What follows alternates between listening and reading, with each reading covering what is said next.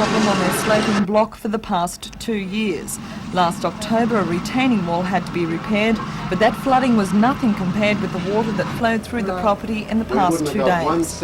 Lake Macquarie City Council employees were working at the point where the rainwater streams down the hill, trying to ensure that it will no longer wash through the O'Toole's property. But Mrs O'Toole has her doubts after spending 2 nights wondering whether the foundations of her house would be swept away. It must have been frightening for you. You've had to put up with this for 2 nights in a row. Yes, I was absolutely terrified. How much do you think the damage would be worth? Well, I think it will run into quite a few $1,000s. What do you think the solution to the problem would be? I don't know, but the council has definitely got to find one. They've had engineers out here time after time and nobody seems to have any idea of what to do. Are you fearful that your house might go next time? Yes, I definitely am. I'm even too frightened to go to sleep at night. Town Clerk John Rankin says the crews are working around the clock to ease the situation. He says the drainage system in Redhead is being overhauled as part of the council's 5-year capital works plan.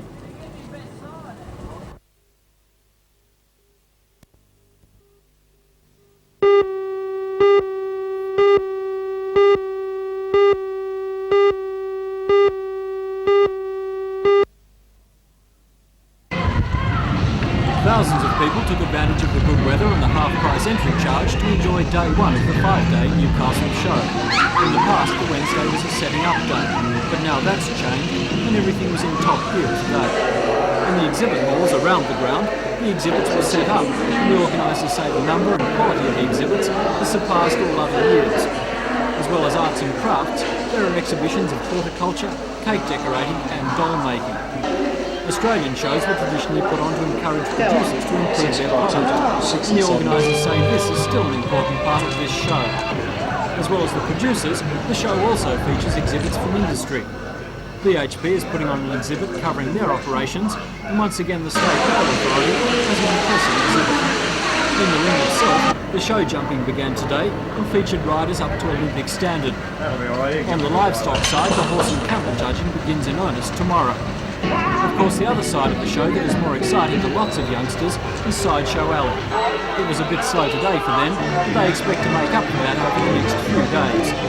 Business in the show bag area today was fairly good for the first day, and for most people the only problem there was just which of the dozens of show bags to buy.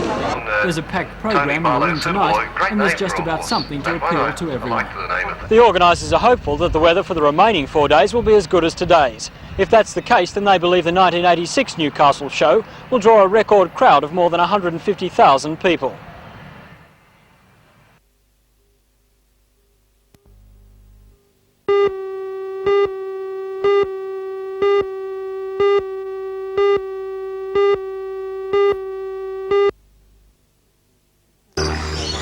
This magnificent red deer stag is as good as you'll find in Australia, and it takes pride of place at the Roosa Park Deer Stud at Lovedale near Cessnock. The stud has been operating for almost 20 years under the helm of Beresford Smith, who is regarded as an authority in the industry. Next Wednesday, Agriculture Minister Jack Hallam will officially open Roosa Park to the public, a development which Beresford sees as logical and valuable for the industry. The park shows deer farming as it is for the production of meat, velvet and breeding stock. 6 species of deer are on show. There's the red, favoured for meat and velvet production, and the Roosa, which is also a favourite for its venison and which Beresford says is probably the easiest to farm. The tiny but high-hopping Indian antelope has a more aesthetic and ornamental value, as has the chital, which has a very nervous disposition that makes it hard to breed successfully. Then there's the familiar fallow deer, also a fine venison beast, and the sambar, by far the biggest species of deer in Australia. While the park has been designed as an educational display, Roosa Park is still, firstly and foremost, a commercial enterprise. On 85 acres, Beresford Smith runs 200 deer. His interest in deer started 40 years ago when he hunted the animals with his father. Now he's devoted to improving them and fostering the development of an industry that's been earmarked as one with the potential for massive growth and returns. In another 10 years at least, deer farming will only just be coming in its full.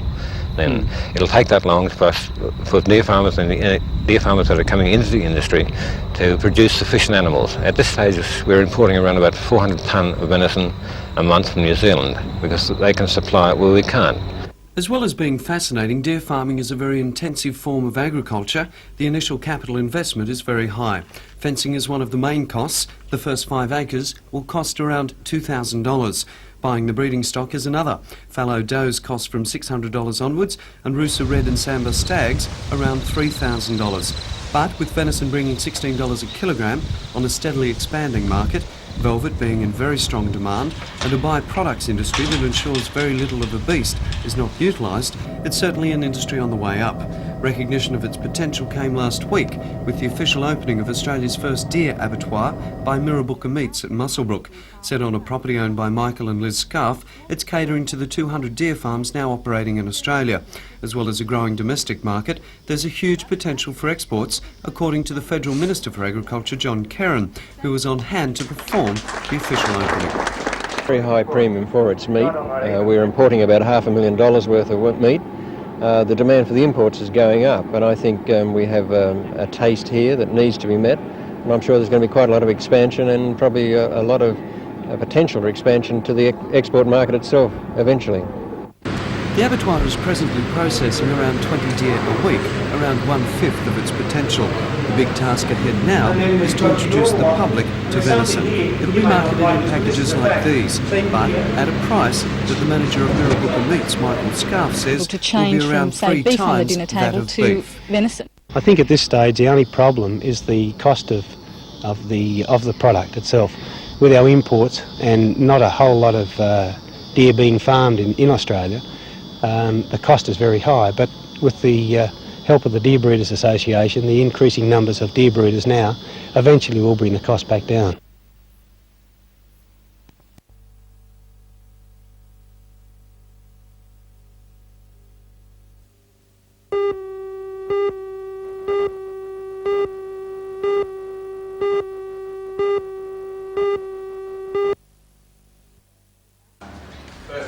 The announcement of the sponsorship and new direction for the concerto competition was made by Company Secretary of Howard Smith, Penton Sutcliffe. In previous years, competitors have been accompanied by a pianist. Now the Hunter Orchestra, conducted by Ulrich Bernstein, will take over that role. The sponsorship will allow a first prize of $2,000 to the winner, increasing the prestige of the event, which will be held in August. Administrator of Matara, Johnny Allen, believes that the sponsorship will help to highlight Newcastle's cultural assets on a national level. What it will mean to musicians, I think, is that it will put this competition really up on the top level of competitions in Australia, so that winning this competition, I think, will mean something not just locally but nationally. What are some of the future plans down the pipeline for the Hunter Orchestra and Matara? Right. Well, for the Hunter Orchestra, we're now investigating being able to offer the winner a reasonable concert tour. We're investigating towards 1988 the possible of a Sister Cities exchange, so that it may well be that we're able to send to our sister cities the winners of the Matara competition. For Matara, we're now thinking on a 3-year plan towards the bicentennial and how we can develop all of our programs towards a very special output in 1988.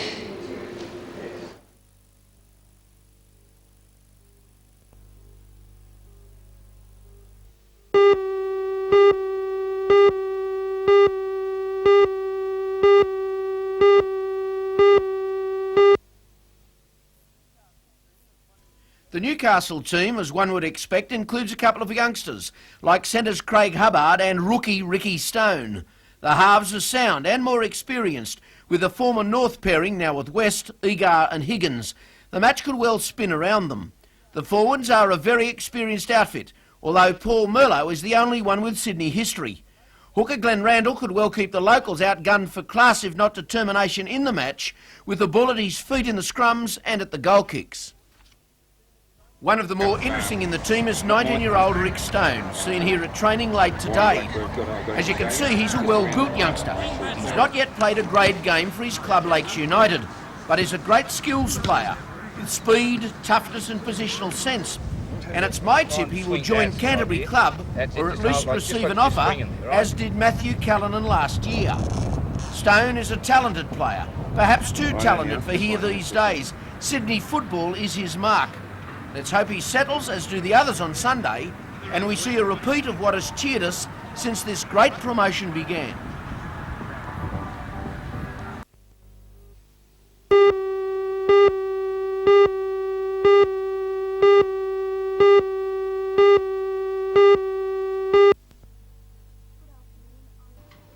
Good afternoon, I'm Janelle Provost. Swedish Prime Minister Olof Palme has been shot dead in a Stockholm street. According to police, Palme was found shot shortly after midnight local time and was taken to hospital where he died. Police are treating the death of the long-time activist for peace and disarmament as assassination. The 59-year-old Swedish Prime Minister was shot close range with a handgun. Police at this stage have no motive for the murder. Filipino President Cory Aquino has started a witch hunt for former generals still loyal to Ferdinand Marcos to prevent them making a bid to regain power. Mrs Aquino is bringing to reality a number of promises she made in her election campaign, including the release of political prisoners incarcerated by former President Marcos. President Aquino has also employed a stable of solicitors to work for the return of millions of dollars worth of assets that Marcos accumulated overseas during his reign, money that she says belongs to the Filipino people. Meanwhile, in Hawaii, a plane load of Ferdinand Marcos's personal effects, including weapons, millions of dollars worth of gold and cash, and deeds to property in the United States, has arrived on board an American cargo plane. American officials say that all contents of the aircraft will be scrutinised by US Customs. And now to the weather. A warm, humid to very warm day with sunny periods. Winds are from the northeast at 10 to 20 knots. Seas are slight to moderate on a low swell. Newcastle can expect a top temperature of 28 degrees. We'll have details on these and more stories tonight on NBN News at 6.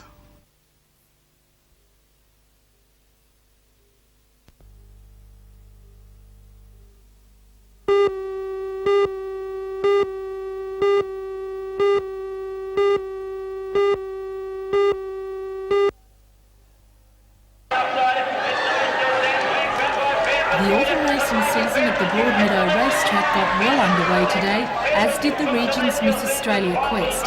A special get-together with this year's Miss Australia Tracy Pearson allowed the 16 local entrants to meet with the girl, who describes herself as a public relations person for cerebral palsy victims.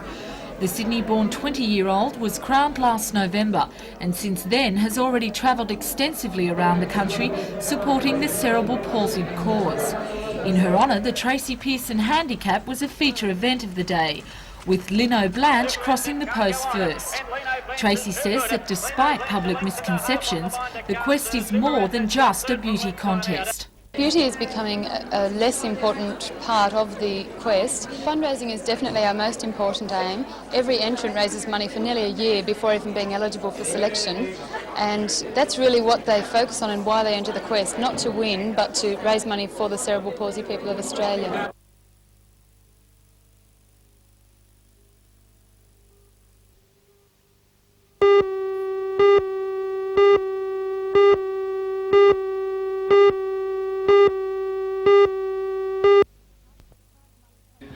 The Cup, with prize money totalling $10,000, attracted 86 bowlers in Saturday's qualifying round.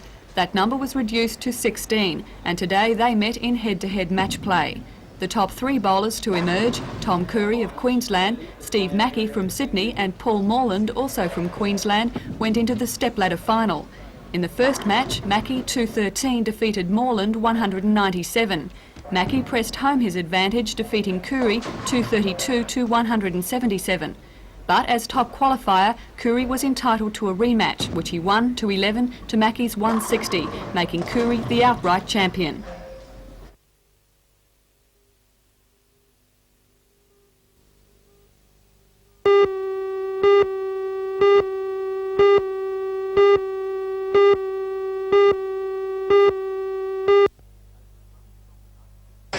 As the sun set on the 1986 Newcastle show for the last time, the crowds had thinned out noticeably.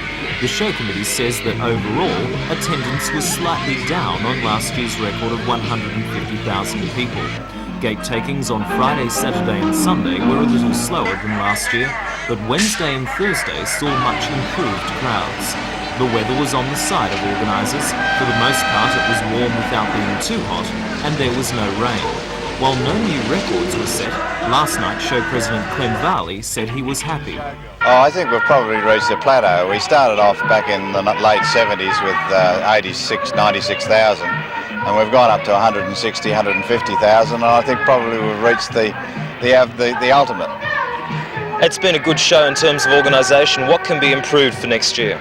Well, it's been a very good show in terms of weather too, and I think that's very important with any show. But I think we're always looking for improvement, and particularly we're looking at bringing in more of the things that people in Newcastle don't see. The farm education sector this year was very important. The cattle was particularly well attended. The goats, those sorts of things. I think our job is to present to people of Newcastle the things from the country, the things from the city, the special things that normally they don't see. Some people had more reason to be happy with the show than others. The 2HD Gloucester Ford Telstar giveaway was won by Jan Leaney from Merriweather. Her prize is worth a cool $14,000. The night's entertainment ended with a fireworks display that is sure to have local people coming back for more next year.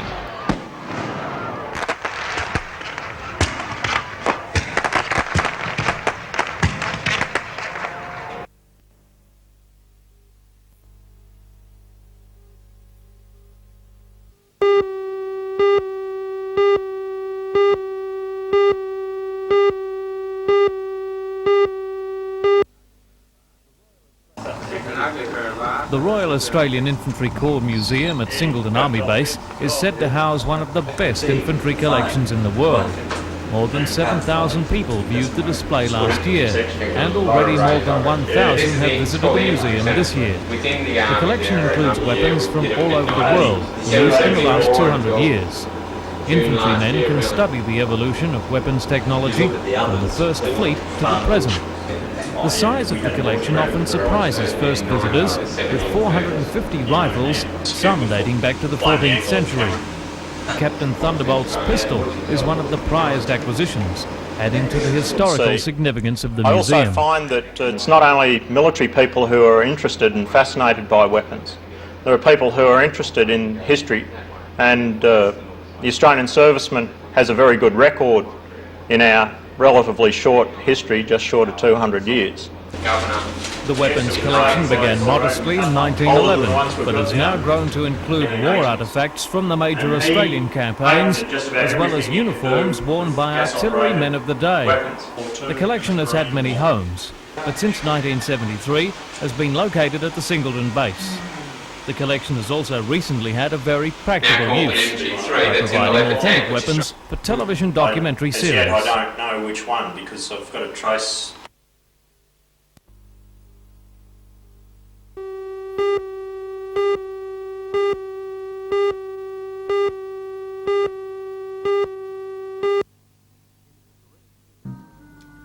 In its direct appeal to rank-and-file unionists, the Coal Association says further wage rises threaten the industry's viability, and that miners have already shared in productivity gains through increased bonus payments. The Coal Industry Tribunal is due to begin an inquiry next Tuesday into productivity, and proprietors are asking that the unions pursue their claims through that arbitration, following reports that rank-and-file meetings already held in Queensland have threatened further 7-day stoppages. The proprietors applied to have bans clauses inserted in industrial awards.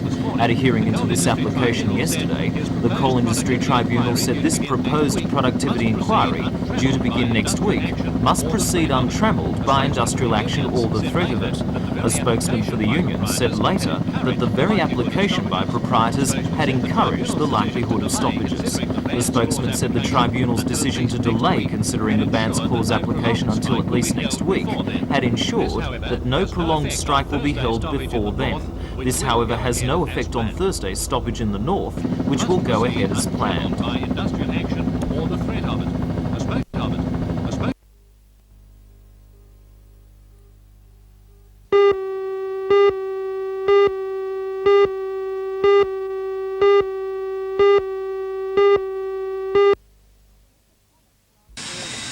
For Tessa Pollock, last year was filled with travel and official functions as she represented Australia on behalf of the Society for Crippled Children.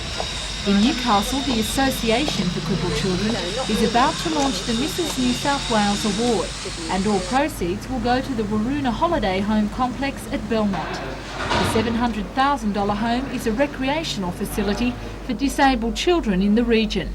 The Mrs Australia title is open to any married woman, with the emphasis placed on personal achievement. According to Tessa, it's an opportunity of helping the thousands of crippled children Loving across meeting the country. people.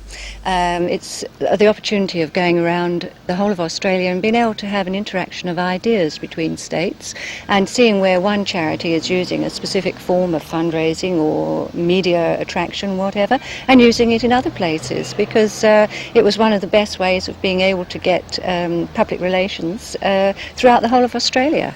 What makes a Mrs. Australia? It is an award for an achieving woman, a woman who has achieved something. It is nothing to do with beauty. Obviously presentation is important because, you know, everyone likes to think someone can look their best, but this is a very small aspect of it. So any woman who feels she has something to offer, or, may I also say, if you know someone who could do that, then please nominate her, because we'd like to have many, many entrants here from the Newcastle area.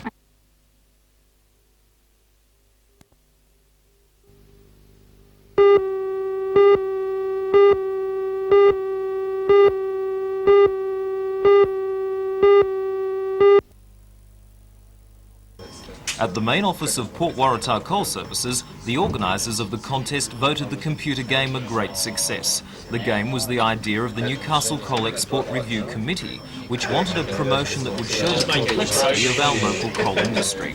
3 senior students at Lambton High, Robert Beek, Bruce Campbell and Bill McGovern, were assigned the task of translating it all into a game that could be played by the public at the Newcastle and Maitland shows. As they explained to the chairman of the committee, Rod Harrison, the aim is to transport enough coal to the 3 loaders to fill all the ships. A lot of random problems, like derailments and loader failure, can get in the way. However,